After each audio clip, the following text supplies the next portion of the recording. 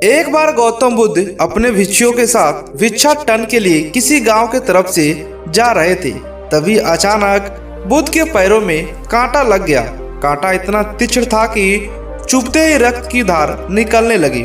बुद्ध के भिक्षुओं ने रक्त को रोकने के लिए एक कपड़ा फाड़कर बुद्ध के पैर पर बांध दिया। इस घटना को कुछ लोग देख रहे थे जो कि बुद्ध से ईर्ष्या करते थे। उन्होंने बुद्ध से कहा कि हम तो तुम्हें परम ज्ञानी समझते थे, लेकिन दर्द को तुम भी सहन नहीं कर सकते हो। तुम पाखंडी हो और हमने सिद्ध कर दिया है। ये कांटा हमने ही बिछाया है। इस गांव में तुम्हारा स्वागत नहीं, तिरस्कार होगा। इस गांव में तुमको कोई भिक्षा नहीं मिलेगी। बुद्ध ने उन लोगों से अनुरोध किया कि कृपया करके मुझे इस गांव से भिक्षा लेने दो। बुद्ध के श्रद्धालुओं ने बुद्ध का उपहास बनाते हुए कहा कि अगर तुम्हें भिक्षाटन के लिए इसी गांव में आना है तो तुम्हें अपने रक्त की बलिदानी देनी होगी। तुमको इस कांटों के रास्ते से गुजरना होगा। गौतम बुद्ध ने उनकी चुनौती को स्वीकार कर लिया और कांटों के रास्ते पर चलने के लिए अपने कदम बढ़ाने लगे। बुद्ध मुस्कुराते हुए कांटों पर चलने लगे। बुद्ध की साहस को देखकर गांव वाले चकित रह गए। कुछ लोगों की आंखें फटी की फटी रह गई।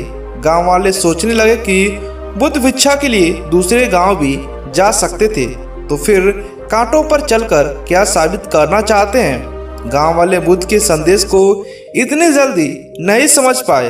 यहाँ पर बात भिक्षा की नहीं बल्कि जीवन को बदलने की थी। गांव वालों की भीड़ में एक सुमित नाम का युवक था जो बुद्ध पर हो रहे अत्याचार को देखकर द्रवित हो गया। सुमित दौड़ गया और बुद्ध के पैरों के सामने से कांटे को हटाने लगा। बुद्ध के श्रद्धालुओं ने सुमित को रोकने लगे और गांव से दाना पानी न देकर भगा देने की धमकी देने लगे। सुमित ने किसी की न सुनी और कांटों को हटाते हुए बोला, हे भगवान, आप इन मुट्ठी भर लोगों के लिए अपने आप को कष्ट मत दीजिए। आप गांव में प्रवेश कीजिए। बहुत सारे लोग आपको भिक्षा देने के लिए आतुर हैं। बुद्ध ने सुमित को अपने पास बुलाया और आशीर्वाद देने लगे। सुमित पीछे से हट गया। हे भगवान, आप मुझे छूकर अपने आप को अपवित्र व दूषित ना करें।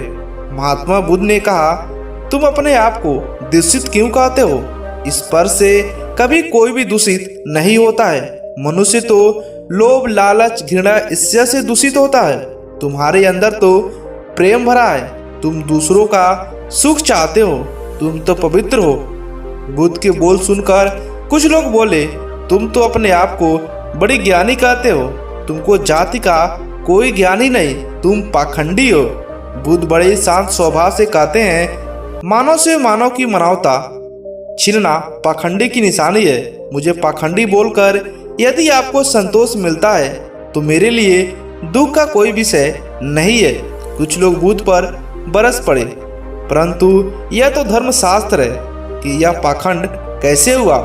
बुद्ध कहते हैं, हमारी उत्पत्ति इस सृष्टि में हुई है। नदियों का पानी सभी के लिए समान रूप से प्यास बुझाता है। खुले जंगलों की हवा भी भेदभाव नहीं करती है। खुला आसमान हमारे पिता के समान हमारी परवरिश करता है। सृष्टिकर्ता ने भी कोई भेदभाव नहीं किया है। फिर हम इंसान कौन होते हैं भेदभाव करने वाले? मानव मानव में भेद करके अपने संबंधों को ही बिगाड़ता है। बुद्ध के वचन के बाद कुछ लोग कहते हैं, अगर आप इन्हें मानते हैं तो सुमित को अपना भिक्षु क्यों नहीं बना लेते? बुद्ध ने कहा कि अच्छा सुझाव है। अगर सुमित तुम चाहते हो कि मेरा भिक्षु बन सकते हो, तो बुद्ध ने उसको भिक्षु बनाने के लिए निमंत्रण दिया। वो सुमित बुद्ध के चरणों में आ गिरा और पूरे विवरण में केवल सुमित ही जीवन बदला और सुमित पहला नीच जात का बौद्ध भिक्षु बनने वाला व्यक्ति था। दोस्तों, जीवन में कभी भी किसी के साथ ईर्ष्या, घृणा नहीं करना चाहिए, क्योंकि यही पूरी तरीके से मानवता है। बाकी आपको यह कहानी कैसी लगी हमें नीचे कमेंट करके बताइएगा। भगवान बुद्ध के उपदेश को जानकर आपका भी जीवन जरूर सफल होगा। इसके लिए आप हमारे वीडियो को लाइक और चैनल को सब्सक्राइब कर दीजिए।